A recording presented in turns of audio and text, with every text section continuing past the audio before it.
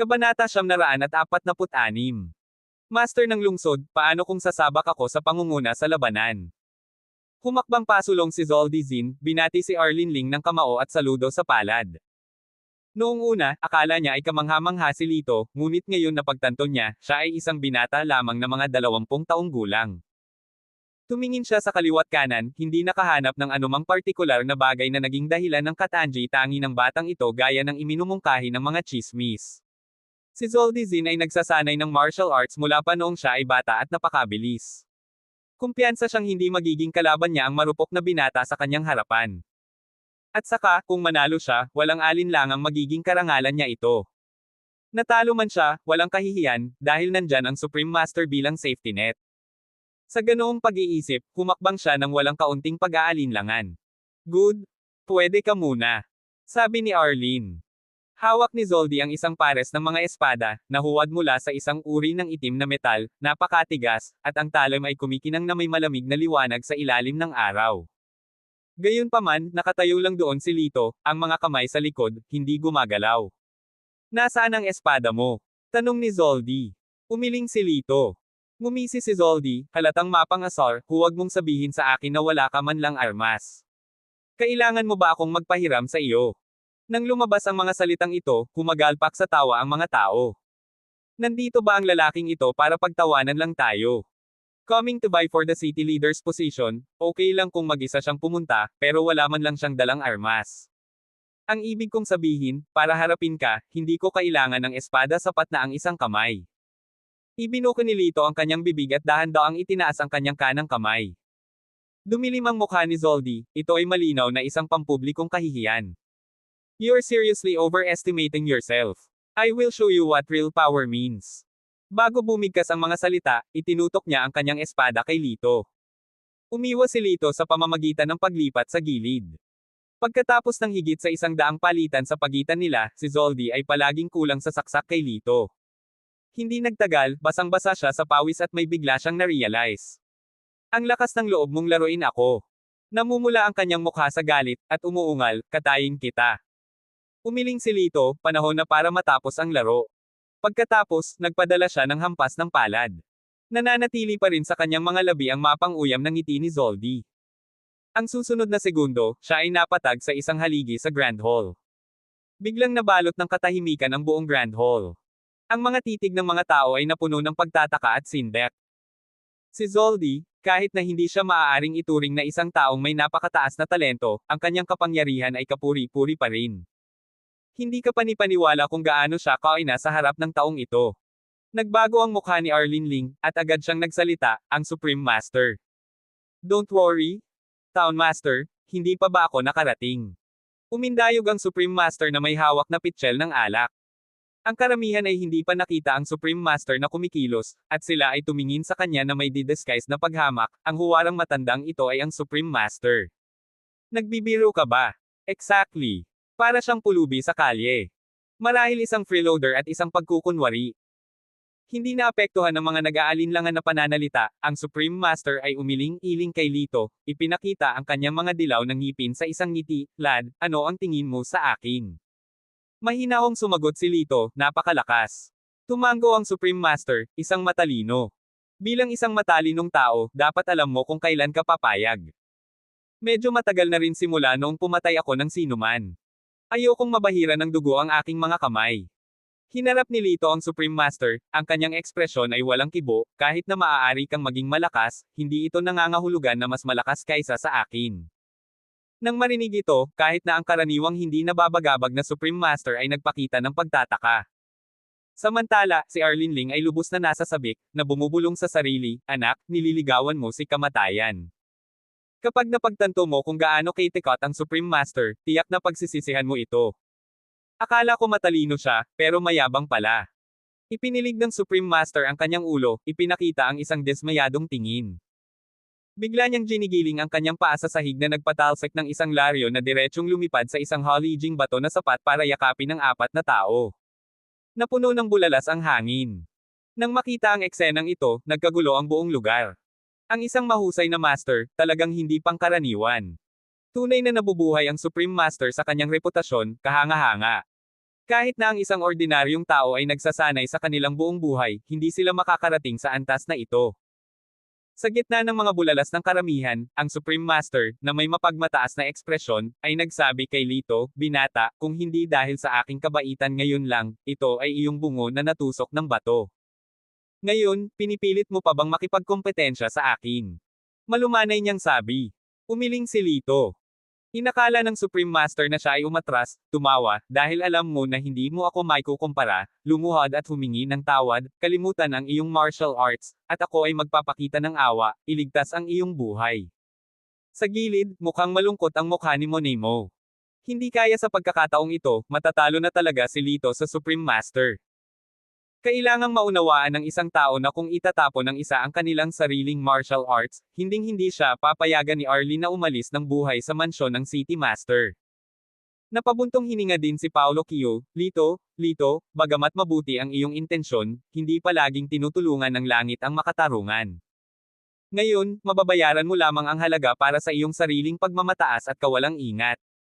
Nang isipin ng lahat na luluhod si Lito at humingi ng awa, ang sumunod na pangungusap ni Lito ay nagulat sa lahat. "Para patayin ka, isang galaw lang ang kailangan ko." Ang tono ni Lito ay walang pakialam, na para bang tinatalakay niya ang isang hindi gaanong mahalagang bagay. Ang kataas-taasang guro ay sumambulat sa nakabubusog na tawa, nagniningning ng gininto ang liwanag na may haba na 10,000 talampakan. Ang bawat sinag ng gininto ang liwanag ay kahawig ng isang matalim na talam, na agad na humahampas sa mga dingding at haligi ng bato, na naging sanhi ng hindi mapigil na pagyanig sa bulwagan. Namutla ang lahat sa takot, nagkukumahog na tumakas sa labas ng bulwagan. Nang gumuho ang bulwagan, ang kataas-taasang guro ay nakatayo sa ibabaw ng mga guho, na tinatanaw ang mga labi sa ilalim niya na parang isang Diyos na bumaba mula sa langit. "Mga langgam na walang kwenta, magpapasakop ka ba sa akin?" Umaalingaw-ngaw ang kanyang boses na parang isang higanteng kampana, na nananakot sa kanilang mga puso. Maraming tao ang hindi napigil ang lumuhod, nanginginig habang sumasamba sa takot. Si Arlene ay labis na nasa sabik, ang batang iyon, kung hindi siya patay, siya ay tiyak na baldado. Kumunat ang noo ni Monemo, nasaan si Lito? Napabuntong hininga si Paulo, nalibing ba siya sa ilalim? Mukhang naubos na ang swerte niya. Pinunasan ng luha ang mga mata ni Linggang, hindi pwede iyon. "Hahaha, Linggang, nagawa mo akong takasan noon, pero sa pagkakataong ito, saan ka magtatago?" Naglakad si Arlene Ling patungo kay Linggang, isang kislap ng pagpatay na layunin sa kanyang mga mata. Pumunta si Monet sa harap ni Linggang, "Pamangkin mo siya." Napangiti si Arlene, sa harap ng kapangyarihan at autoridad, ano ang kahalagahan ng isang pamangkin? Nag-igting ang mga ngipin ni Monet, binunot ang kanyang espada, "Ikaw ay mas mababa sa isang hayop. Kung maglakas loob kang lapitan siya ng isang daliri, kailangan mo munang dumaan sa akin." Ipinahayag ni Arlene ang kanyang sama ng loob, "Monemo, gusto mo ba talagang maging kaaway ko ang isang asong naliligaw na tulad niya?" Sa isang iglap, pinalibutan ng hindi mabilang na mga gwardya si Monet. Sa sandaling ito ng kawalan ng pag-asa, biglang nagkaroon ng tunog ng kulog na umaalingaw-ngaw sa kalangitan. Ang lahat ay tumangala lamang upang makita ang isang figure na nahulog mula sa itaas. Noong una, hindi nila malinaw na nakikita ang mga tampok, ngunit habang papalapit ang figure, napagtanto nilang si Lito iyon. Kailan siya bumangon doon? Sabay-sabay na hingal ang lahat. Nakita na lang nila siyang bumababa na parang shooting star, na babalot ng nakakasilaw na halo ang kanyang buong pagkatao. Siya ay may hawak na isang banal na espada, at tumatama patungo sa mga guho. Ito. Nag-react si Supreme Master sa sandaling ito, ngunit huli na ang lahat. Nakita nila ang alikabok na lumilipad sa paligid at ang puwersa ng espada ay naglaslas sa isang kanal ng ilang metro ang lalim sa lupa. Rumble rumble. Halos lahat ng lungsod ng Ling ay tila nanginginig. Para sa Supreme Master, naging alabok na siya, naging bahagi ng mga guho. Si Lito ay may tame time na ekspresyon sa kanyang mukha. Kinuha niya ang Xuanyuan sword at naglakad patungo kay Arlene. Hindi napigilan ng mga binti ni Arlene ang panginginig, "May dumating. Mabilis, may dumating." Walang naglakas loob na humakbang pasulong. Tiningnan ni Lito ang mga tao at sinabing, ang taong ito, para sa kapangyarihan, ay pinapatay maging ang sarili niyang pamilya. Anong uri ng mga kwalifikasyon mayroon ang gayong tao upang maging master ng isang lungsod, at anong uri ng mga kwalifikasyon ang mayroon siya upang isakripisyo ang iyong buhay para sa kanya? Ang mga bantay ng mansyon ng City Lord ay hindi nasiyahan kay Arlene. Ang matandang master ng lungsod na hinahangaan nila ay mabait at magiliw. Nang marinig ang sinabi ni Lito, agad nilang inilipat ang kanilang katapatan, bawat isa ay lumuhad sa isang tuhod, handa kaming pagsilbihan ang Young Lord bilang bagong City Lord. Namutla si Arlene nang makita ito. Alam niyang tapos na ang kanyang paghahari at napaatras, bumagsak sa sahig. Dahan-dahang itinaas ni Lito ang kanyang espada, at sinabi ni Linggang, Guro, gusto kong ako mismo ang mag-alaga sa isang ito. Magaling. Pagkasabi nito, lumingon si Lito kina Paulo at Monet. Si Paulo, na malinaw na naiintindihan ang kanyang kahulugan, ay humakbang pasulong at ikinulong ang kanyang mga kamay, mula ngayon, kinikilala ko na lamang si Linggang bilang aking master ng lungsod. Ako ay magiging ganap na tapat sa aking mga tungkulin at maglilingkod hanggang sa aking kamatayan. Bahagyang yumuko si Monet, ako rin. Napakabuti. Kung maglakas loob kang sirain ang iyong mga pangako, ang espada sa aking kamay ay makakatikim ng dugo. Ang tono ni Lito ay kalmado, ngunit ang kanyang banta ay hindi mapag-aalinlanganan. Ilang sandali, lumuhad ang lahat ng opisyal at sabay-sabay na nagsabi, Welcome our new City Lord. Pagkatapos, pumunta si Linggang sa lugar kung saan nakakulong ang kanyang ina. Isang medyo may edad na magandang babae, mukhang haggard, ay nakaupo sa kama at pinupunasan ang kanyang mga luha. Ina. Nagmamadaling lumapit si Linggang.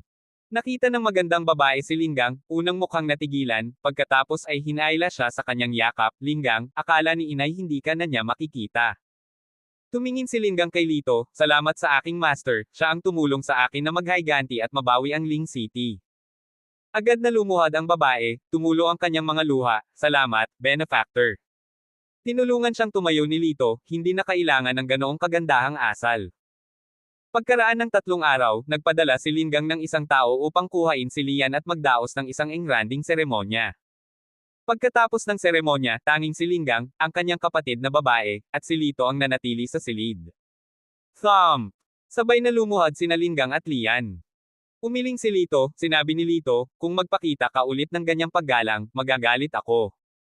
Tumayo si Linggang at naglabas ng isang asul na lalagyan na may kakaibang kinang dito, Guro, ito ang 9 na lipot, ipinangako ko sa iyo, at ngayon ay natupad ko na. Kinuha ni Lito ang 9 lipot, naramdaman lamang ang malakas na puwersa mula sa lupa at langit na patuloy na umaalingaw-ngaw. Tumanggo siya at inilagay ang 9 lipot sa kanyang singsing. Pagkatapos ay naglabas siya ng manual ng martial techniques at ibinigay kay Linggang, kunin mo ito. Dahil tinawag mo akong master, hindi ako basta-basta kukuha ng hindi nagbibigay ng kapalit. Nang buksan ito ni Linggang, nagliwanag ang kanyang mga mata, ito ay. Sa katunayan, ito ay isang mataas na antas ng martial technique, kung pag-aaralan mo ito ng masigasig, maaari kang maglakad ng patagilid sa daan-daang libong bundok na ito sa loob ng isang dekada. Ngumiti si Lito at sinabi, ngunit mayroon akong payo para sa iyo bilang iyong tagapayo. Bilang master ng lungsod, ang kabutihan at integridad ay pinakamahalaga. Naikuyom ni Linggang ang kanyang mga kamao, tumunog ang kanyang boses, Guro, makatiyak ka. Hindi kita pababayaan. Pagkatapos ng ilang salita, nagpaalam si Lito kay Linggang at sa kanyang kapatid na babae. Paglabas pa lang niya sa mansyon ng City Lord, isang magandang figure na nakaputi ang sumalubong sa kanya. Tumingin si Monet kay Lito ng may malalim na pagmamahal, aalis ka ba? Tumanggo si Lito, may mga bagay akong dapat asikasuhin. Lumalabo ang liwanag sa mga mata ni Monet nang hawakan niya ang kanyang hikaw, malungkot na sinabing, wala kang puso. Pagkatapos akong asarin ng ganoon, umalis ka na lang. Sa isang pitik ng kamay ni Lito, lumitaw sa kanyang palad ang hikaw na kinuha niya. I'm sorry. Wala akong choice noon. Ngayon na ang oras para ibalik ito sa orihinal na may-ari nito. Ngumuso si Monet, nahawakan mo na. Ayaw ko na. She paused, then added, pero bawal mong itapon o ibigay sa iba. Kumunat ang noo ni Lito, medyo walang magawa, at naibulsa lang ang hikaw. Muli, tinitigan niya ng matagal si Lito, pagkatapos ay bumaantong hininga ng may panghihinayang, oh well. It's not meant to be. You can go. Naikuyom ni Lito ang kanyang mga kamao, sana ay bantayan mo si Linggang. I will, sagot ni Monet, pagkatapos ay tumalikod at umalis na may magandang lakad. Isang beses lamang nawala ang kanyang anyo ay umalis si Lito. Nang lumingon siya, nakita niya ang isang hindi mapag-aalinlangang figure na kumikislap sa eskinita sa hindi kalayuan. Mapahamak. Agad na napuno ng galit ang kanyang puso. Ang tao ay walang iba kundi si Red Frost. Noong huling pagkakataon sa Holy Tower, ginamit niya siya bilang pain para akitin ang mga halimaw. Nangako si Lito na maghihiganti.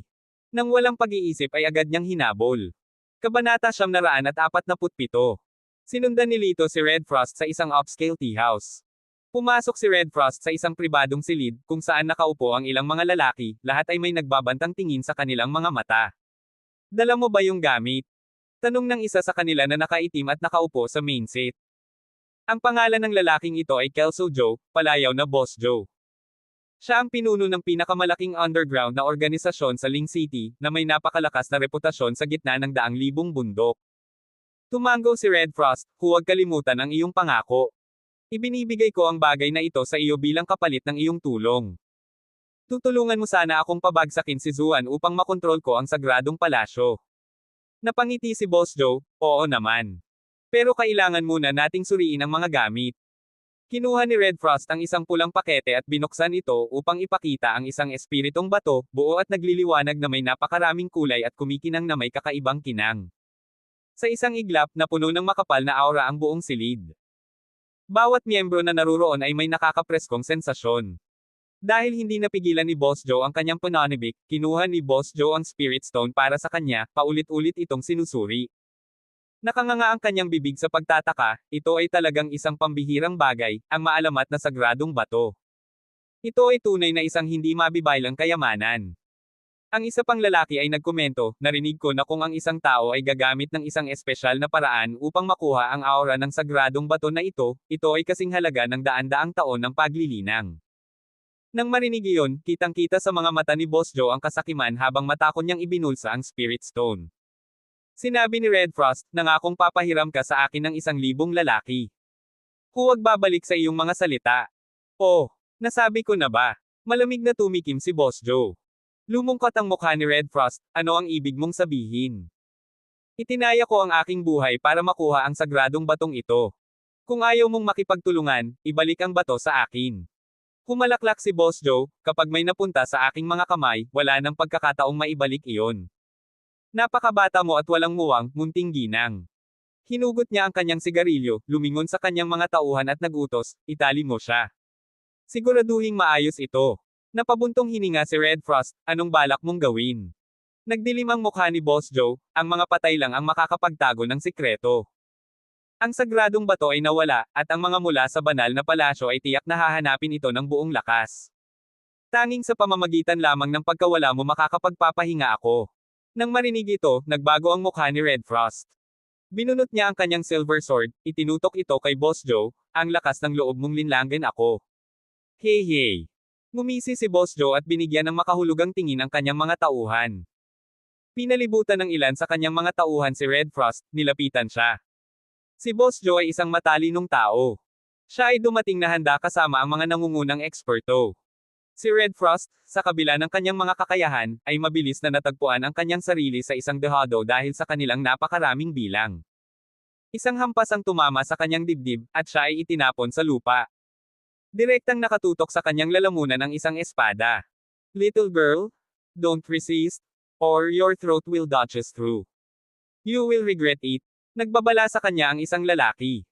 Ang isa pang lalaki, na kinuha ang kaakit-akit na anyo ni Red Frost, ay biglang bumaling kay Boss Joe, napakaganda ng babaeng ito. Nakakaawa kung patayin siya. Siguro kung magagawa natin.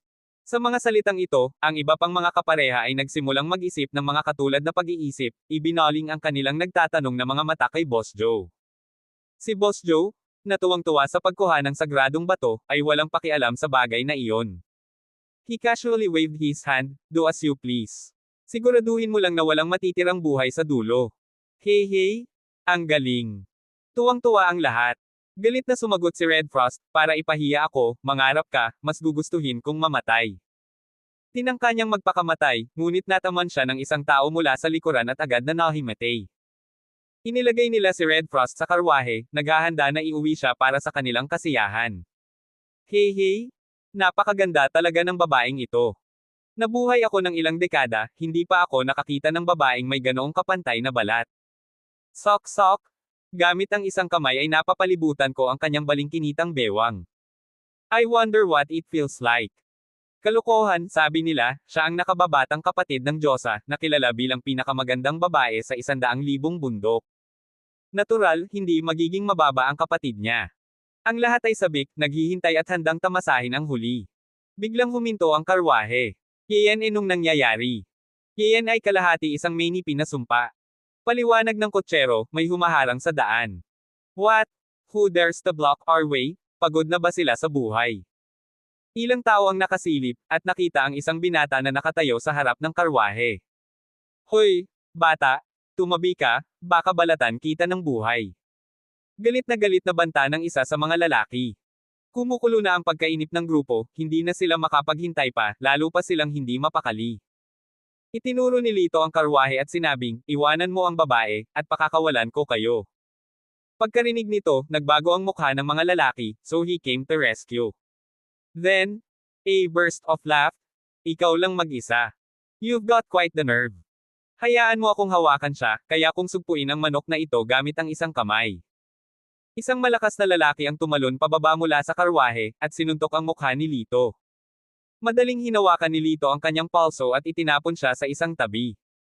Ang mga mukha ng iba ay nagbago ng husto, lahat sila ay tumalon pababa mula sa karwahe upang salakayin si Lito. Makalipas ang ilang minuto, lahat sila ay nasa sahig.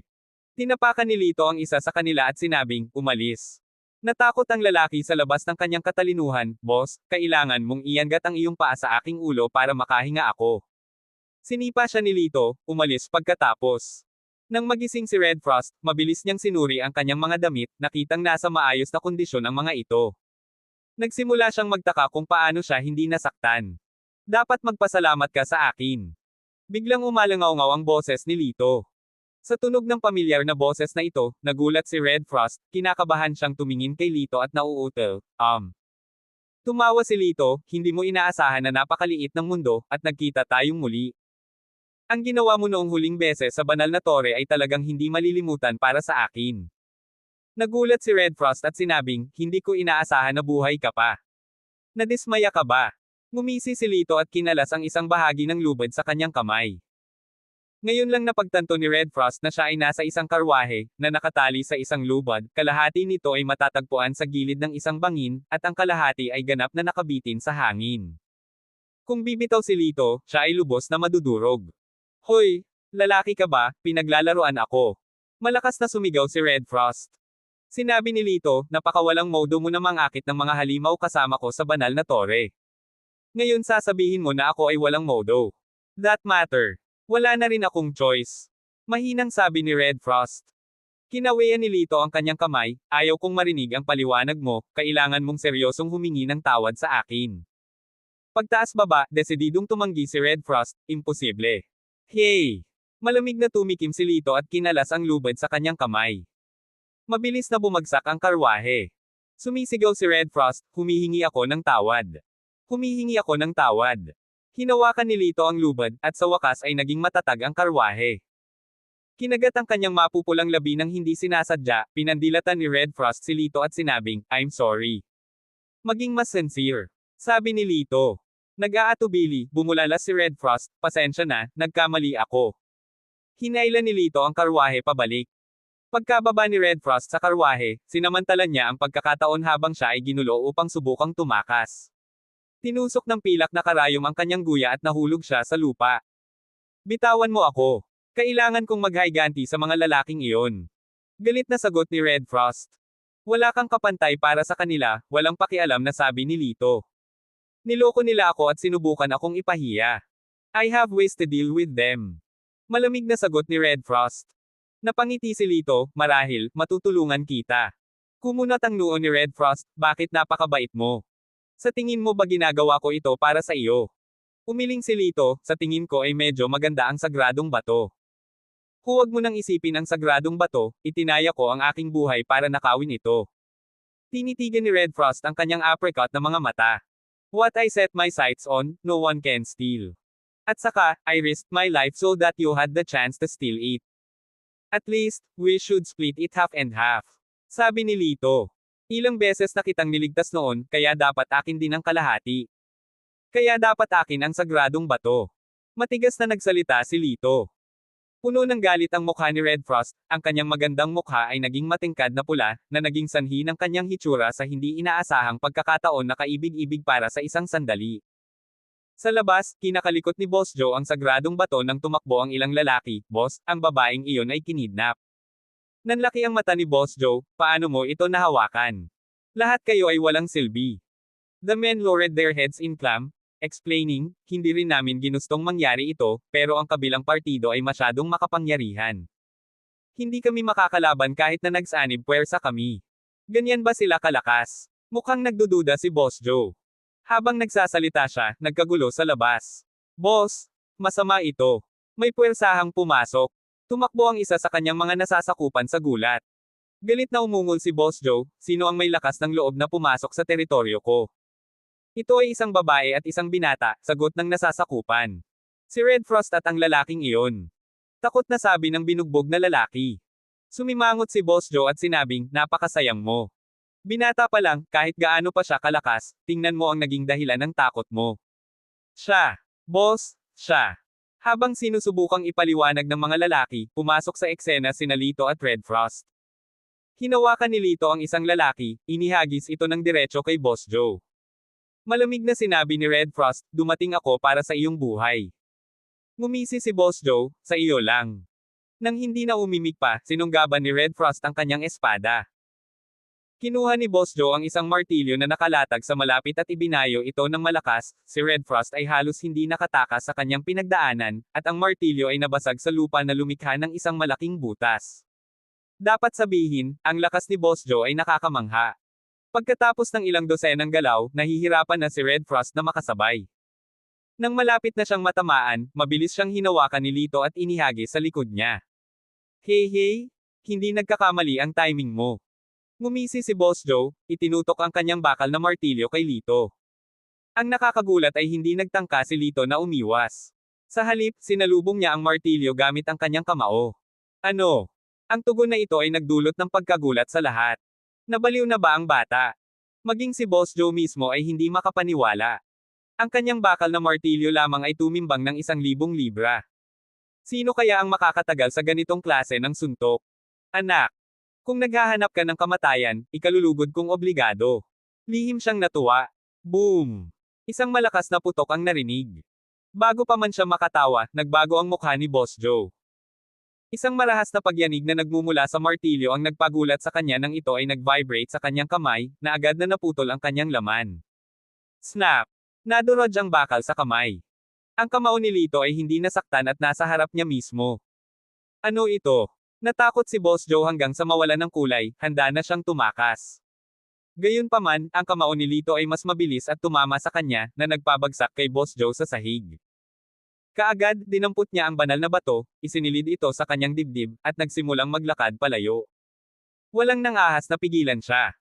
Matapos masaksihan ang nakaraang labanan, alam ng kanyang mga nasasakupan na ang pagsisikap na pigilan siya ay katumbas ng paghahanap ng kamatayan.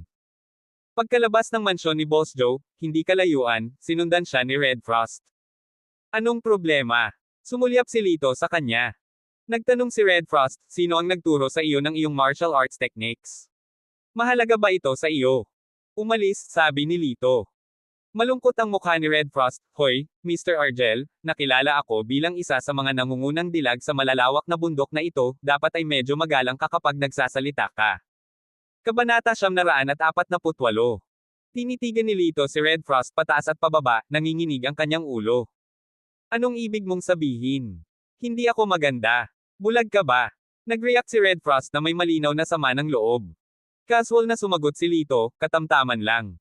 Sa isang malamig na huff, naisip ni Red Frost sa kanyang sarili, tiyak na nagpapanggap siya. Bigla siyang yamakap kay Lito, ang braso nito ay nakasabit sa leeg nito, ang kanyang hininga ay kasing tamis ng mga orchid, ayaw mo bang? Gusto mo akong tumira? Ang nakakaakit na aroma ay pumasok sa mga butas ng ilong ni Lito. Isang mahinang ngiti ang isinagot niya, not interested. Sa sumunod na segundo, isang punyal ang idiniin sa leeg ni Red Frost. Kung patuloy kang magdadaldal, mapapanatili mo ang halimaw na iyon sa kumpanya ng Holy Tower. Mabilis na napaatras si Red Frost, hinawakan ng umaagos na dugo sa kanyang leeg, at galit na sumigaw, hindi ka tunay na lalaki. Nagkibit balikat lang si Lito. We can make a deal. Basta ibigay mo sa akin ang Holy Stone, I'm willing to do anything. Iminungkahi ni Red Frost. Hindi pa rin interesado. Ilang beses ko bang kailangang sabihin ito? Si Lito ay walang pakialam sa kanyang pagsusumamo, tumalikod at iniwan siya. Kahit na umalis siya sa lungsod ng Ling, patuloy siyang sinundan ni Red Frost. Tumigil ka nga dyan. Biglang lumitaw ang isang pares ng mga figure na nakasakay sa kabayo mula sa kabilang direksyon, na nakapalibot kay Red Frost. Ang mga taong ito, na nakasuot ng formal na damit at baluti, ay malinaw na opisyal na mga tropa. Ang lalaking may malaking balbas, na nanguna sa grupo, ay naglabas ng isang piraso ng drawing paper.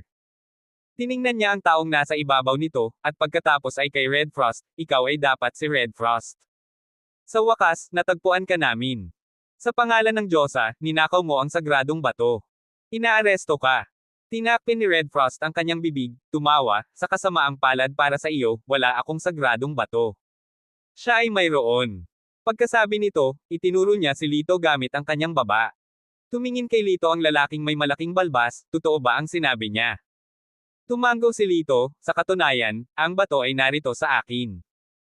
Inabot ng lalaking may malaking balbas ang kanyang kamay, ibigay mo ang sagradong bato, at hindi ka namin pahihirapan. Umiling si Lito, akin na ito.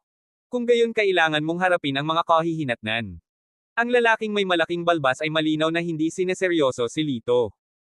Gamit ang isang kaway ng kanyang kamay, si Lito ay napalibutan. Sinabi ni Lito, ayokong makipag-away sa iyo. Hindi sa'yo yan. Sa pag-aakalang ginawa niyang matakot si Lito, nanunuya ang lalaking may malaking balbas. Tumalon si Lito at direktang lumipad palayo. Hinabol siya ng grupo ng mga tao sa likod niya. Makalipas ang ilang oras, tuluyan na niyang naiwan ang mga ito. Ha, hindi ka lumalaban sa mga kampa ng kapatid ko. It seems she holds a special place in your heart. Komento ni Red Frost na may maasim na tono. Casual na nagtanong si Lito, nagseselos ka ba? Paf! Sinong magseselos sa'yo? Dapat talaga tumingin ka sa refleksyon mo sa salamin. Walang kahit isang parte mo na bagay sa akin. Galit na sagot ni Red Frost. Umiling si Lito, hindi nagabala na makipagtalo sa babaeng may dalawang talim na ito. Biglang may bahagyang pagbabago sa hangin. Nagbago ang ekspresyon ni Lito, hinawakan niya si Red Frost at hinaila ito sa kanyang mga bisig. Namula ang mukha ni Red Frost, at pinandilatan siya nito, sinabing, ano ang iniisip mo, ginagawa mo ito sa sikat ng araw. Sabi mo hindi ka interesado sa akin. Sinulyapan siya ni Lito at sinabing, manahimik ka. Hihihi. Isang sunod-sunod na tawa ang nagmula sa gilid. Nang tumingin si Lito, nakita niya ang isang lalaking nakayuko sa sanga ng puno, na hindi pa nakakapunta roon.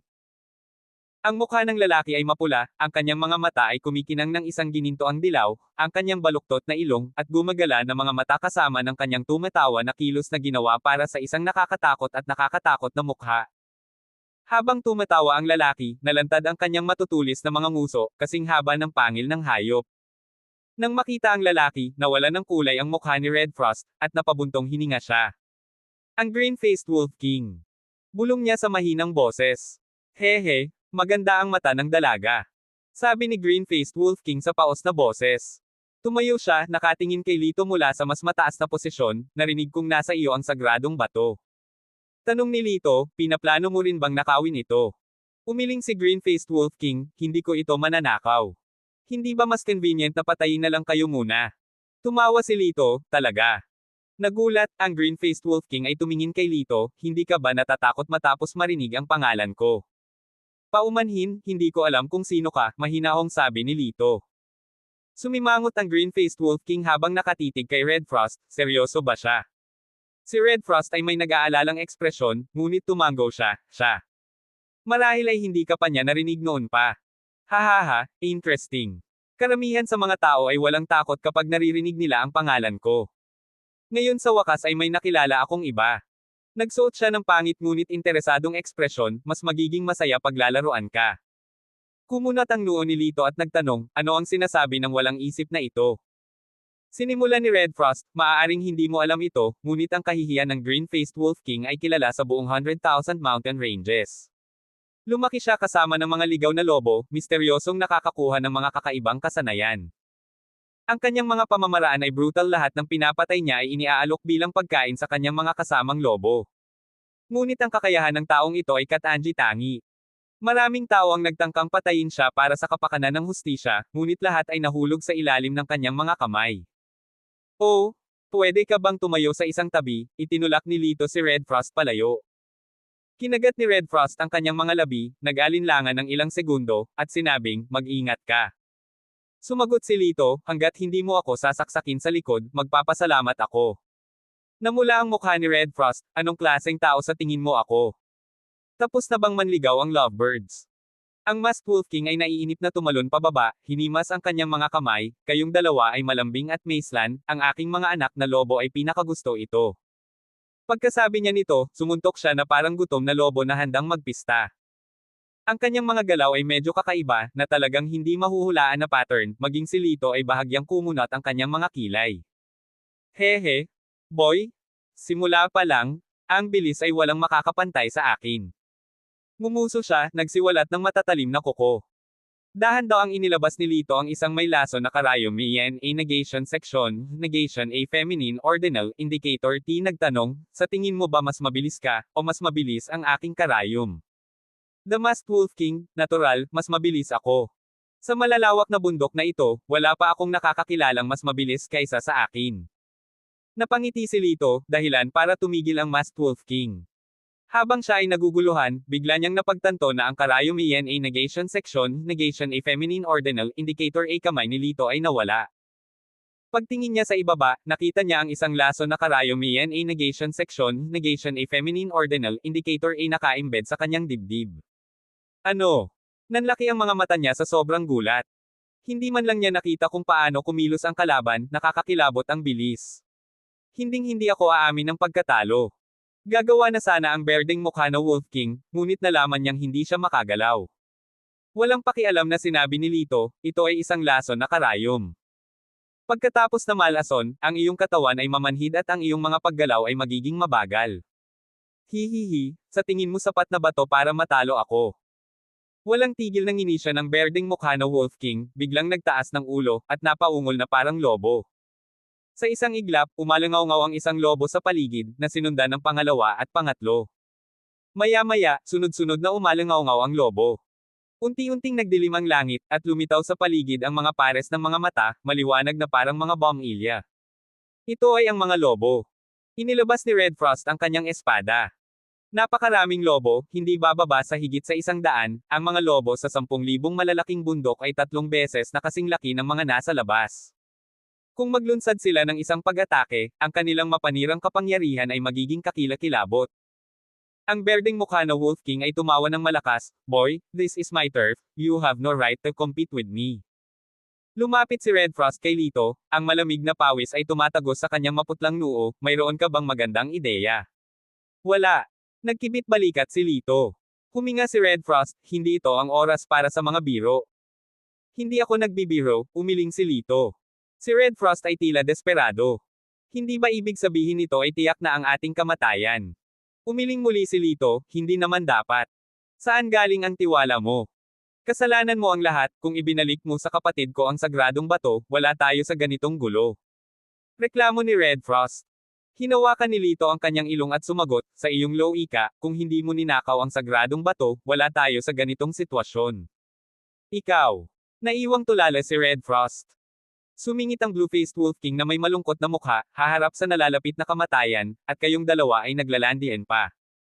May ningning sa kanyang magagandang mata, si Red Frost ay sumandal kay Lito at nagyabang, ano ba? Nagseselos. Sa pagtingin sa iyo, parang walang babaeng gustong manligaw sa iyo. You cheap na malandi, let's see how you like the wolves biting you later. Ang pananalitang ito ay tila nakaantig ng damdamin sa Blue-Faced Wolf King. Nagmumura siya ng masama. Mukhang tama ako, kawawa. Tumikim si Red Frost. Nagtanong si Lito, ano ang iniirito mo sa kanya? Ngumuso, sumagot si Red Frost, mamamatay pa rin tayo. Ang pagpapahirap sa taong iyon ay nagpapasaya sa akin. Hindi tayo mamamatay, deklara ni Lito. Enough, stop trying to comfort me. Hindi ko lang inaasahan na mamamatay ako sa ilang na ito, at kasama mo, napaka-unpredictable, malungkot na napabuntong hininga si Red Frost. Noon lang, bigla siyang nakaramdam ng kakaiba. Bakit tumigil ang mga lobo sa pag-ungol? Nagtatakang tanong niya. Napagtanto din ng Wolf King na may berdeng mukha na may nangyari, tumayo upang suriin ang kanyang paligid. Ang mga lobong iyon ay lahat ay tahimik ngayon, humahagulgol ng nakayuko ang kanilang mga ulo, ang kanilang mga buntot ay nakasuksok sa pagitan ng kanilang mga binti, nanginginig at dumadagindong, lumilitaw na hindi kapani-pani walang balisa at hindi mapakali.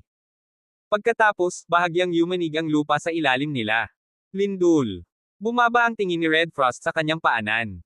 Agad namang nagbago ang ekspresyon niya. Hindi, tunog ng yabag. May paparating. Kasunod ng tunog ng pagkabali ng mga sanga ng puno, isang napakalaking figure ang lumitaw sa kanyang harapan. Ang mga gintong mata na iyon ay nagbuga ng isang dakila at marilag na liwanag sa gitna ng kadiliman. Napaupo si Red Frost sa gulat, bahagyang nakanganga ang kanyang mapupulang labi.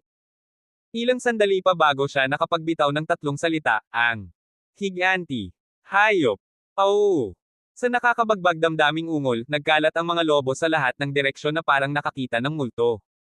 Tinatimad na nag-inat si Lito, mabuti naman ngayon. Binigyan siya ni Red Frost ng isang maliit na sipa, ulong, bastos ka ba? Ang giant beast na ito ay higit na nakakatakot kaysa sa 100 lobo. Sinulyapan niya ang Wolf King, pero buti na lang at hindi makakatakas ang kapwa niya. Casual na tugon ni Lito, ano ang nakakatakot dito? Sa tingin ko ito ay medyo cute. Tumingin si Red Frost kay Lito na para bang nakatingin siya sa isang walang isip. Talaga, hayaan mo itong gumanap para sa iyo. Si Lito ay sumipol sa Beast King. Sa sumunod na segundo, ang orihinal na makapangyarihang Beast King ay nagsimulang iwagwag ang buntot nito at ilabas ang dila nito, tulad ng isang tuta. Nagulat si Red Frost na halos malaglag ang kanyang panga, nagsasanay ka ba ng aso? Parang ganoon. Ikinaway ni Lito ang kanyang kamay at nagutos, higa. Kabanata 949. Balan County. Master, sino siya? Tumingin si Yan Rainey sa babaeng nakatayo sa likod ni Lito na may galit sa kanyang mukha. Ang babae, si Red Frost, ay pumulupot sa kanyang mga labi at humawak sa braso ni Lito. Sinabi niya, ako ay asawa ng iyong master. Hindi ba dapat ay nagbibigay ka ng paggalang? Ha? Talaga? Nagulat si Yan Rainey, nakatingin kay Lito. Sa tingin mo ba hindi ako sapat para sa iyong amo? Hinawakan ni Red Frost ang kanyang mukha. May pag-aalinlangan na sinuri ni Yan Rainey si Red Frost. Anong silbi ng pagiging maganda? Hindi naman masyadong mababaw ang amo ko. Ha, pare-pareho lang lahat ng lalaki, masyadong ugaling bata. Umiling si Red Frost. Sinabi ni Lito kay Yan Rainey, huwag kang makinig sa kanyang kalokohan. Nagkita kami sa Great Mountain. Pinilit niyang sundan ako. Oh, Yan Rainey put on a knowing expression. So, hinabol ka niya. Nanlamig ang mukha ni Red Frost. Hinahabol ko siya. Kalokohan. Naguluhan si Yan Rainey. Paano ka nakakapagsalita ng ganyan? Sa tingin mo mabubuli mo ako? Wow! Little sister is quite fierce. Gusto mo bang makipag-away? Tuya ni Red Frost na may kasamang masayang ngiti. Bring it on. Wala akong kinatatakutan. Halatang di makatiis si Yan Rainey, at direktang binato niya ng suntok ang mukha ni Red Frost. Hindi umatras si Red Frost, at nagsimulang mag-away ang dalawa sa kalye. Humakbang si Lito upang paghiwalayin sila, walang magawang sinabi, itigil niyo na ito, mangyaring itigil ang pakikipag-away. Master, pinapaborin mo ang kaawa-awang babaeng ito. Napabuntong hininga si Yan Rainey, tinalikuran si Lito. Pinaikit ni Red Frost ang kanyang mga mata, paano mo matatanggap ang gayong hanggal na disipulo? Sumagot si Lito, kung gayon, bakit mo ako sinusundan? Bahagyang ngumiti si Red Frost, sinabi ko na sa iyo, I find you very interesting and want to know more. Naisip ni Lito sa kanyang sarili, sa tingin ko interesado ka sa sagradong bato sa akin. Pagbalik sa hotel, nag-charge si Lito ng kanyang telepono at nakakita ng hindi nasagot na tawag mula kay Garrison. Dahil walang signal sa kabundukan, hindi ito nasagot ni Lito. Nagpadala rin si Gary ng text message, ito ay apurahan, tungkol sa Divine Artifact. Agad na nag-dial pabalik si Lito. Sinabi ni Gary, Master Argel, sa wakas ay tumawag ka rin. Nakikinig ako, ano ang mayroon, tanong ni Lito. Bueno, may mga alingaw-ngaw kamakailan sa kabisera ng lungsod na nagsasabing isang sinaunang divine artifact ang lumitaw. Sabi ni Garrison. Tanong ni Lito, alin? Umiling si Gary, hindi ako sigurado, narinig ko lang na napakalakas nito. Napaisip si Lito. Sa 10 banal na artifact, 8 ang nasa kanya na. Ang 2 na lang ang natitira ay ang stone at ang tower. Nagpakita ba talaga sila sa kabisera? Ngunit ang tiyempo ng paglitaw ng mga chismis na ito ay tila nagkataon lamang. Master Argel, pupunta ka ba? Maaari akong magpadala ng sundo sa iyo, magalang na tanong ni Gary. Casual na tumugon si Lito, sige. Pupunta sa kabisera. Hindi pa ako nakakapunta doon. Magandang pagkakataon ito para mamasyal. Nang banggitin na sila ay pupunta sa kabisera, labis na natuwa si Yan Rainey. Tumugon si Lito, may oras ka pa bang maglaro? Magiliw na sumagot si Yan Rainey, guro, isang araw lang ng oras ng paglalaro. Nag-iisa lang akong nakatuon sa aking paglilinang nitong mga nakaraang araw nang wala ka, kung hindi ka naniniwala sa akin, subukan mo ako. Biglang kumilos si Lito, isang hampas ng palad na nakatutok kay Yan Rainey, na agad na natigilan at umiwas sa kaliwat kanan. Matapos ang halos 15 minuto ng pagpapalitan ng suntok, hindi nagpatalo si Yan Rainey sa kanyang master. Hindi masama. Huminto si Lito, nag-alok ng banayad na papuri. Nilabas ni Yan Rainey ang kanyang dila, hehe, salamat sa papuri, master. So, pwede ba akong mag-day off kapag nasa capital tayo? Napabuntong hininga si Lito, maaari ba akong tumanggi sa iyo? Salamat, guru. Si Yan Rainey ay masigasig na niyakap si Lito. Anong ginagawa nyo? Sa sikat ng araw. Pumasok si Red Frost, mapang-akit na nakasandal sa frame ng pinto. Yan Rainey nagseselos ka lang, no? Inikot ang kanyang mga mata, inilayo ni Red Frost ang kanyang mukha. Kinabukasan, dumating si Lito sa kabisera ng pribadong jet ni Garrison. Sa pagtingin sa mataong tanawin ng kabisera, napuno ng pagtataka ang mukha ni Red Frost. Ang kanyang pulang palda at umaagos na mahabang buhok ay agad na nakakuha ng atensyon ng lahat. Siya ba ay isang bida sa pelikula na nagsushooting ng isang sinaunang costume drama? Yeah, never seen her before? She's really pretty. Isang malamig na titig ang ibinigay sa kanila ni Red Frost, dahan-daang sumubaybay ang kanyang mga daliri sa mahabang espada sa kanyang baywang. Sa kanyang likuran, pinaalalahanan ni Lito sa mahinang tono, para ipaalala lang sa iyo, hindi mo maaaring saktan ang mga tao dito ng basta-basta, o ikaw ang magdadala ng kahihinatnan. Puno ng pag-aatubili si Red Frost, ngunit binawi niya ang kanyang kamay. Lumapit si Gary mula sa malayo at binati si Lito, pagkatapos ay isinama si Lito upang kumain ng hapunan. Hindi ako sasama. Malamig na sabi ni Red Frost. Yan Rainey also said, hindi rin ako sasama. Ang dalawang ito ay. Tumingin si Gary kay Lito na may naiintrigang mukha. Ang ekspresyon ay tila nagsasabing, Master Argel, ikaw ay tunay na lalaki ng mga babae. Sinabi ni Lito, ang isa ay aking disipulo, ang isa ay kaibigan lamang. Ganun ba? Tumango si Gary. Binigyan ni Lito si Yan Rainey ng ilang tagubilin, sinabi sa kanya ang tungkol sa hotel na kanyang tutuluyan, at pagkatapos ay umalis kasama si Gary. Sa pagkakataong ako ay nasa kabisera ng lungsod, huwag ibunyag ito sa sinuman. Sa daan, sinabi ni Lito kay Gary. Naitanong ni Gary na may pagkamausisa, pero bakit? Hindi ba magpapadali ang pag-flash ng iyong card bilang isang batang Grandmaster? Lumipat ang tingin ni Lito sa malayo, dahil nangako ako sa isang tao na hindi na ako muling papasok sa kabiserang lungsod. May ganoong tao. Master Argel, natatakot ka ba sa kanya? Gulat na bulalas ni Gary. Umiling si Lito, ito ay isang mahabang kwento. Pagkatapos ng hapunan, personal na pinabalik ni Gary si Lito sa inayos na hotel at pagkatapos ay umalis. Hindi nagtagal pagkatapos bumalik sa kanyang silid, bumalik din sina Red Frost at Yan Rainey, nagdaldalan at nag-aaway. Bakit ba lagi mong ginagawa ta? Galit na sabi ni Yan Rainey. Nagtaas ng kilay si Red Frost, kasi gusto ko. Pero hindi ka humingi ng permiso kay Master. Tutol si Yan Rainey, ang mga kamay sa kanyang balakang. Napangisi si Red Frost, ikaw ba ang alagang aso niya? Napakamasunurin mo. Bakit hindi ka tumahol para sa akin? Ikaw. Si Yan Rainey, galit na galit at halos handang umatake, ay humarap kay Lito, guro, alam mo ba kung ano ang ginawa niya? Naglabas si Red Frost ng flyer at ibinigay kay Lito, ayan, ito. Sinulyapan ito ni Lito. Ito ay isang flyer para sa isang martial arts competition. Ang mananalo ay makakatanggap ng premium payout na 10 milyon. So, with your ability, you should be able to win this sum of money. Don't forget to share a portion with me kapag nagawa mo na. Sabi ni Red Frost, kumikinang ang kanyang mga mata sa pananabik. Tumaas ang isang kilay ni Lito, sa tingin mo ba kailangan ko ng pera? Sa karagdagang pag-iisip, hindi pa rin siya nakakahanap ng anumang palatandaan tungkol sa natitirang dalawang himala. Dahil ang kompetisyon ay napakalaki at magkakaibang pagtitipon, maaari siyang makahanap ng ilang mga lead. Sa pagmumuni-muni, naisip ni Lito na hindi ito makakasama kung subukan ito. Kinabukasan, parehong sina Lito at Red Frost ay dumalo sa kompetisyon, habang si Yan Rainey ay nanatili sa likod para magsanay. Ang kompetisyon ay ginanap sa isang malaking parisukat na may napakaraming tao at isang maningning na kapaligiran.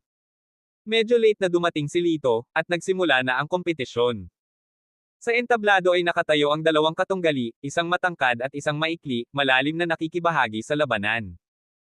Bagamat ang mas maikling lalaki ay may katamtamang lakas, siya ay hindi kapani-pani walang maliksi, pinamamahalaang eye target ang mga mahihinang bahagi ng matangkad na lalaki ng maraming beses, na nagpatomba sa kanya mula sa entablado. Bravo! Nagpalakpakan ang mga tao. Walang pakialam na tumingin si Lito, ng isang boses mula sa likuran ang biglang nakakuha ng kanyang atensyon, hindi ko inaasahan na lahat sila ay mga basura. Lumingon si Lito, tinitigan ang nagsasalita. Iyon ay isang binata, nakasuot ng puti, na may gwapo at pinong hitsura, nagniningning ng isang pambihirang aura, ngunit ang bakas ng pagmamataas sa pagitan ng kanyang mga kilay ay bahagyang hindi kanais-nais sa mata. Anong tinitingin-tingin mo? May problema ba? Nakatayo sa tabi ng binata na nakasuot ng puti, isang lalaking parang nasa katanghaliang gulang ang tumingin kay Lito. Walang naramdamang kakaiba si Lito. Marami na siyang nakitang ganyang mga tao. Gayunpaman, hindi ito nakayanan ni Red Frost. She retorted sarcastically, "What's wrong with looking at you? Do you think you're too ugly to show your face? Ang bastos ng bibig mo, babae ka. Humingi ka ng tawad sa aking young master ngayon." Nagdilim ang mukha ng medyo may edad na. Nakakrus ang kanyang mga braso sa kanyang dibdib, sumagot si Red Frost, "You wish. You dare disrespect US. Alam mo ba kung sino ang young master ko?" Sisubog na sana sa galit ang nasa katanghaliang gulang, ngunit naputol ito ng binata na nakaputi. Tinitigan si Red Frost na may paghanga sa kanyang mga mata, nagtanong ang binata na nakaputing damit, marahil ay mag-asawa kayong dalawa. Umiling siya at sinabing, "Miss, sa kagandahan mo, makakahanap ka ng 1,000 beses na mas mahusay kaysa sa kanya. Bakit ka tatagal sa isang ito?" Isang matamis na ngiti ang ipinadala ni Red Frost kay Lito, pagkatapos ay bumaling sa puting lalaki na may malamig na tawa, sa halip na siya, "Ikaw ang dapat kong piliin. Ano sa palagay mo?" Nang marinig ang mga salitang ito, nagbago ang mukha ng binata na nakaputi. Ito ang unang pagkakataon na insultuhan siya ng isang babae sa loob ng maraming taon, at labis na nasaktan ang kanyang pride. Nagdagdag ng panggatong si Red Frost sa apoy habang kumapit siya sa kamay ni Lito at sinabing, "Hindi ka karapat-dapat na maging tagapagkinis ng sapatos ng mahal ko, maliban kung matatalo mo siya." Sinulyapan ni Lito si Red Frost. "What? I knew this woman was up to no good." Napagtanto niya siguro na ang lalaking nakaputi ay isang master. Bumulong si Lito sa tenga ni Red Frost, "Sa tingin mo ba kung pareho kaming nasaktan, makikinabang ka?"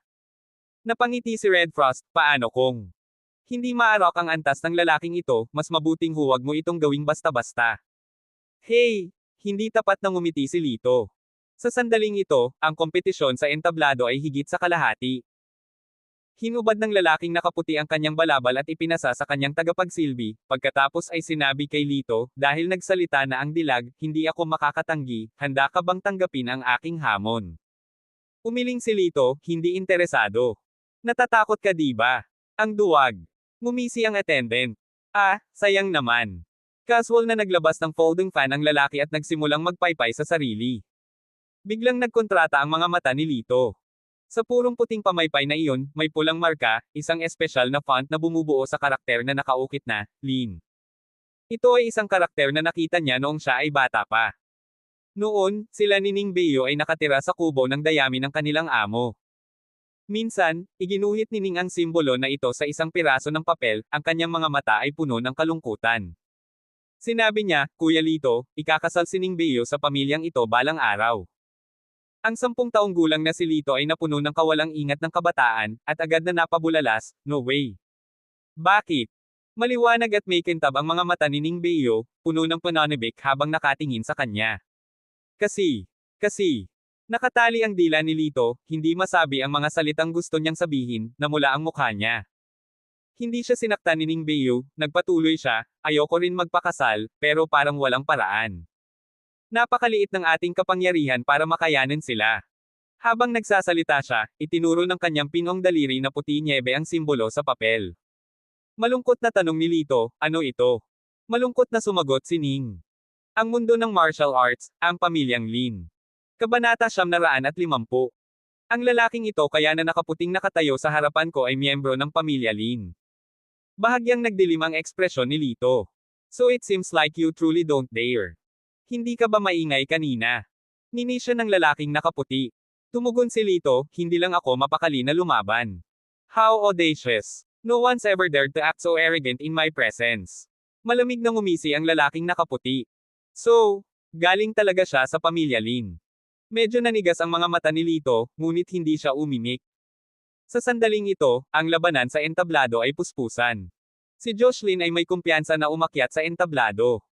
Isang kalbong matipunong lalaki sa entablado ang Ninitian, ang lugar na ito ay hindi para sa mga spoiled na anak ng mayayamang pamilya tulad mo. Umalis ka na. Hindi umimik si Josh, pinitik ang kanyang palad, isang bugzo ng hangin ang tumama sa maskuladong lalaki sa tiyan. Bang! Napaatras ang matipunong lalaki, malakas na bumagsak sa entablado. Ang lahat ng mga nanunood sa ibaba ay nagsusuot ng nagulat na mga ekspresyon, bago sumambulat sa palakpakan. May iba pa bang gustong makipag-spar sa akin? Payo ko sa'yo na huwag mong hanapin ang kapahamakan mo. Kung ikukumpara sa akin, wala kang halaga na parang langgam. Si Josh ay nakatayong walang modo, kalmado gaya ng simoy ng hangin at liwanag na parang ulap. Lumipat ang kanyang tingin kay Lito, ang mga salita ay para sa kanya. Hindi mo ito tatanggapin, walang modo. Isa pang matipunong lalaki ang humakbang pasulong, madaling tumalon papunta sa 3 metrong taas na entablado. Ang matipunong lalaking ito ay nakasuot ng pulang vest, kalbo, may pulang tato sa kanyang noo, ang kanyang mga mata ay time na nag-aapoy. Thunderbolt. Ang kampyon ng nakaraang Capital City Boxing Championship. Siya talaga. Hindi siya ordinaryong tao. Oo nga, kaya niyang sumuntok sa bakal na kasing kapal ng palad. Hindi ka panipaniwala. Lumakad si Thunderbolt patungo kay Josh, pinainit ang kanyang mga kamao at palad, at Ninitian, ang isang malambot na balat na tulad mo ay gusto ring makipagkompetensya sa akin para sa premyong pera. Iminumungkahi kong magsikap ka. Hey. Si Josh ay nanatiling hindi nababagabag, masayang pinapaypayan ang sarili gamit ang isang natitiklop na pamaypay, may dumating na isa pang langgam. Dare to insult me, very good, ipapaalam ko sa iyo ang tinatawag na Iron Fist. Mukhang galit si Thunderbolt, at direktang sumuntok. Ang kanyang paa ay nasa entablado, ang buong entablado ay nagbigay ng umuugong na tunog. Napabuntong hininga ang lahat, ngunit sa kanilang opinyon, mukhang mas malakas si Thunderbolt, mas malaki ang posibilidad na manalo siya. Sino sa tingin mo ang mananalo? Tanong ni Red Frost kay Lito. Tumingin si Lito sa entablado, alam mo, itong may apelyidong Lin ay hindi taga-mundo na ito. Nang mawala sa hangin ang kanyang mga salita, casual na pinitik ni Josh ang kanyang natitiklop na pamaypay. Isang pares ng mga puting daloy ng enerhiya ang sumambulat, na nag-iwan kay Thunderbolt na gusot at duguan sa sahig. Nabalot ng matiim na katahimikan ang audience sa ibaba. Isang hitsura ng nakakatakot na pagkabigla ang ipininta sa bawat mukha, na mangha sa sobrang lakas ni Joshlyn. Habang dinadala si Thunderbolt, buong pagmamalaki na tumayo si Josh, malamig na pinagmamasdan ang kanyang mga mata sa mga tao bago umiling-iling sa nakakainis na tawa, mga basura kayong lahat. Ang kanyang mga salita ay nagdulot ng galit sa mga tao. Kung tutuusin, kahit sino man iyon, walang gustong kutsain at maliitin. Kung hindi mo matanggap, halika at harapin mo ako. Mapanghamak na sabi ni Josh. Ngunit walang nang ahas na sumagot.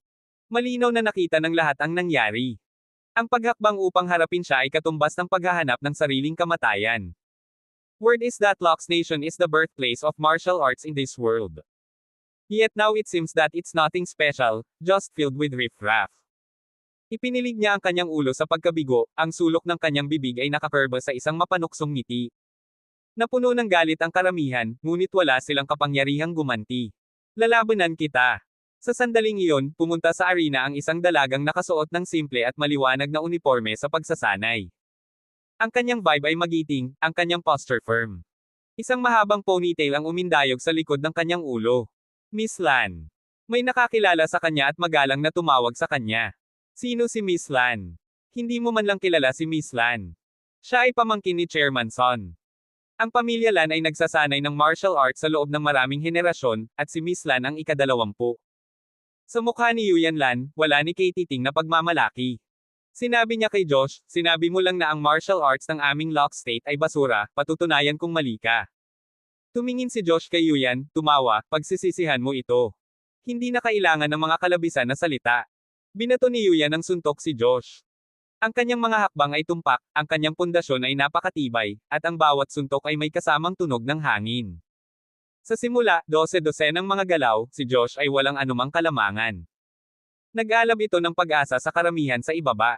Go, Miss Lan. Bigyan mo ng magandang beatdown itong mayabang na lalaki. Sa isang panunuya sa kanyang puso, inisip ni Josh na ang mga taong ito ay nagnanais lamang. Biglang nagbago ang estilo ng kanyang paggalaw, maging ang kanyang mga mata ay naging mas malamig, at si Yuyan ay unti-unting nagpumiglas. Sa wakas, pinalo ni Josh ang isang suntok sa kanyang dibdib. Napaatras si Yuyan ng ilang hakbang, nagluwa ng isang subaw ng dugo, ngunit tumangging umatras. Muli, kamatayan sa korte. Sa isang mapanuksong tawa, ang palad ni Josh ay banayad na naglabas ng bakas ng puting enerhiya. Pagkatapos ng ilang daang galaw, napilitan si Yuyan na umatras, na tinamaan ni Josh sa ilang mahahalagang lugar. Bang! Sa huli, pinatumba siya ni Josh gamit ang isang hampas ng palad. Akalain ng isa ay doon na lang ito natapos, gayunpaman, hindi siya nagpakita ng senyales ng paghinto at direktang tinutukan ng suntok ang dibdib nito. Namutla ang mukha ni Yuyan. Kung tamaan siya ng suntok na ito, maaaring mapatay siya nito o iiwan siyang pailay. Namayani ang katahimikan sa mga manunood sa ibaba ng entablado. Gusto nilang tumulong, ngunit walang sino man sa kanila ang may kakayahang gawin iyon. Akala ni Yuyan ay wala na siya, ngunit sa kanyang pagtataka, isang figure ang lumitaw sa kanyang harapan, kinuha ang suntok sa kanyang ngalan. Nang makita si Lito, malamig na tumawa si Josh, "Anak, pumunta ka na sa wakas. Maranasan ang aking kapangyarihan." Sa booming sound, nabangga ng kamao ang kamao. Sa isang iglap, nagbago ang ekspresyon ni Josh. Kasunod pagkatapos, sumuray-suray siyang umatras ng isang dosenang dagdag na hakbang. Paano naging ganito? Naramdaman niya ang napakakapal at malalim na puwersa sa loob ng binata, napakalakas na kahit siya ay hindi makalaban dito. Gayunpaman, hindi siya pinansin ni Lito, sa halip ay bumaling kay Yuyan, "Okay ka lang." Tumango si Yuyan, sinubukang tumayo, ngunit nabigo. Yumuko si Lito, tinulungan siyang tumayo, at papaalis na ang dalawa sa stage. "Stop! Sinong nagsabing pwede kang umalis?" Malamig na tawag ni Josh mula sa likuran nila. Tumigil si Lito sa kanyang paglalakad, sumagot, "Sino ka para magpas siya? Kailangan ko ba ng pahintulot mo para manatili o umalis?" Ang kanyang mga salita ay lubusang ikinagalit ni Josh. "I assure you, magsisisi ka sa sinabi mo." Walang pakialam na tumugon si Lito, "Hindi ako nagsisisi, lalo na sa isang walang modo na katulad mo. Ang martial arts ay hindi para magpakitang gilas, hindi mo man lang naiintindihan ang pangunahing prinsipyong ito, marahil ay dapat kang bumalik at matuto munang maging isang disenteng tao." Nang lumabas ang mga salitang ito, nagsimulang pumalakpak ang isang madla, na sinundan ng isang koro ng palakpakan at hiyawan. Galit na galit si Josh na nangangati ang kanyang mga ngipin, ang kanyang titig ay naging masama. "Anong pangalan mo? Dare you tell me?" Tanong ni Josh. "Hindi magbabago ang apelyido ko, hindi magbabago ang upuan ko, Lito Argel." Sa mga salitang iyon, umalis si Lito, inalalayan si Yuyan. "Young Master, ang lalaking ito ay talagang mayabang. Kailangan ba nating magpadala ng ilang tao para turuan siya ng leksyon? Kung papatayin natin ang isang hamak na naninirahan sa mundo, magiging kasing dali ng pag-flip ng kamay?" Tanong ng isang tagasunod kay Josh. Kinunot ni Josh ang sulok ng kanyang bibig, na nagpapakita ng kaunting interes. "Hindi na kailangan sa ngayon. Matagal-tagal na rin akong hindi nakaka-encounter ng ganitong kawili-wiling kalaban. Magsaya muna tayo." Tinulungan ni Lito si Yuyan na umupo sa upuan. Nagpapasalamat si Yuyan sa kanya, "Salamat." Umiling si Lito, "Malubhang nasugatan ka, na may ilang mga panloob na pinsala. Kung may tiwala ka sa akin, kaya kitang mapagaling. Kaya mo akong magpagaling." Bahagyang nagulat si Yuyan. Tumango si Lito. Pagkatapos mag-isip ng ilang segundo, tumango si Yuyan, "Naniniwala ako na mabuti kang tao, kaya ipagkakatiwala ko ito sa iyo." Pinainom ni Lito ng ilang medicinal pill. "Inumin ang mga tabletang ito ng 3 beses sa isang araw, magpatuloy sa loob ng 3 araw, at huwag mo nang gamitin ang iyong panloob na enerhiya. Mabilis kang gumaling." Tinanggap ni Yuyan ang mga table tas at ngumiti, "Sige, tatandaan ko iyon." Nang papaalis na si Lito, mabilis na tumayo si Yuyan, "Teka. May iba pa ba?" Tumalikod si Lito. Kinagat ni Yuyan ang kanyang mga labi at umiling, "Wag na. Magpahinga ka ng mabuti." Tumango si Lito at umalis. Tumayo si Yuyan, pinapanood si Lito na mawala sa paningin bago tuluyang umupo sa upuan. Kung sinabi kong gusto kitang yayain sa isang kainan, malamang naiinis ka, di ba? Tila kinakausap ni Yuyan ang kanyang sarili na may malungkot na ekspresyon. Oo naman, ito ay ang kabayanihang gawa ng pagligtas sa isang dalagang nasa pagkabalisa ang maaaring mag-udyok sa iyo sa pagkilos. Sa kanilang pagbabalik, nang aasar si Red Frost. Walang pakialam na tumugon si Lito, siya ay pamangkin ni Garrison at isang taong may integridad. Siyempre, tutulungan ko siya. Pero hindi naman iyon ang sobra mong iniisip. Ngumuso si Red Frost at, nang makita ang isang candied hawthorn vendor sa malapit, sinabi niya, gusto ko iyan. Kunin mo sa sarili mo kung gusto mo. Walang pagdadalawang isip na sagot ni Lito. Sumagot si Red Frost, wala na akong pera. Pahiramin mo ako. With that, she confidently stretched her hand. Sinabi ni Lito, wala akong utang sa iyo, panatilihin ang iyong distansya. Walang modo, lumapit si Red Frost sa nagtitinda, dinampot ang isang tuhog ng mga minatamis na hawthorn, at itinuro si Lito, hingin mo sa boyfriend ko ang bayad. Humarap ang vendor kay Lito at nagtanong, Sir, pwede po ba kayong magbayad? Napabuntong hininga si Lito. Bakit siya nakatagpo ng isang hindi makatwiran at walang modo na babae? The vendor chuckled and said, Sir, ang ganda talaga ng girlfriend mo. Sumagot si Lito, kung gusto mo siya, ibibigay ko siya sa iyo, kahit na may dote. Nagbago ang mukha ng nagtitinda, at tumawa siya ng awkward, haha, stop joking around now. Pagkalipas ng ilang araw, nagpadala si Lito ng mga tao upang magtanong tungkol sa kinaroroonan ng artifact, ngunit wala silang nakitang mga pahiwatig. Noong araw na iyon, biglang dumating si Garrison sa kanyang pintuan na tuwang-tuwa, Master Argel, may balita tungkol sa banal na artifact. Ito ay sinasabing hawak ng isang pamilya. Aling pamilya? Tanong ni Lito. Sinabi ni Gary, ang pamilyang Beyo. Ang pamilyang ito ay napaka-misteryoso, hindi gaanong nakarinig tungkol dito, ngunit ito ay nasa loob ng maraming taon. Tumanggaw si Lito, kailan ito? Sinabi ni Gary, mukhang gustong magsagawa ng eksibisyon ang pamilyang ito. Ang mga makakatanggap lamang ng imbitasyon ang may karapatang dumalo. Paano makakuha ng imbitasyon? Sinabi ni Gary, sinasabi na mayroon kang katayuan, o maaari kang magpakita ng isang exhibit na kahanga-hanga. Sa iyong katayuan bilang isang batang Grandmaster, tiyak na makakadalo ka ng walang problema. Umiling si Lito, hindi na kailangan, mayroon akong maipapakita. Ayon sa impormasyon ni Gary, dumating sila ni Lito sa isang mukhang sinaunang kalye, kung saan ang lahat ng mga ari-arian ay sinasabing mula sa pamilyang Beyo. Sa isang lumang kalye na matatagpuan sa mataong lugar ng kabisera, ipinakita nito ang malalim na ugat ng pamilyang ito. Nakarating sila sa isang bahay na may gintong singsing na tarangkahan. Kumatok si Gary sa pinto, at isang medyo may edad na lalaki na tila mayordomo ang nagbukas ng pinto. Chairman's son. Ang nasa katanghaliang gulang na lalaki ay tila hindi gaanong iginagalang si Garrison, magiliw lamang siyang hinarap pagkatapos ay tumabi para papasukin sila.